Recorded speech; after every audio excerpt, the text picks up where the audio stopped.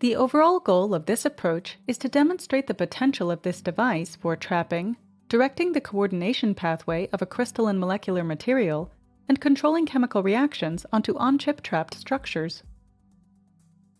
This method can help answer key questions in the material science field, such as the effect of controlled chemical treatments on the properties of self-assembled structures.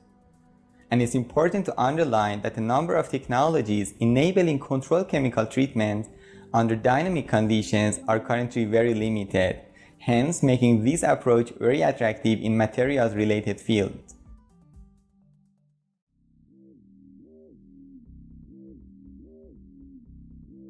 To begin, prepare a siliconized master mold using SU8 photolithography.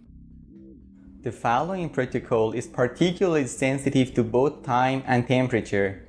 Any failure to follow to the time frame and temperature described may lead to the fabrication of a non-bonded and therefore non-functional device. Prepare the PDMS mixture by combining 50 grams of the elastomer and 10 grams of the curing agent in a disposable weighing dish. Mix the components completely using a plastic spatula.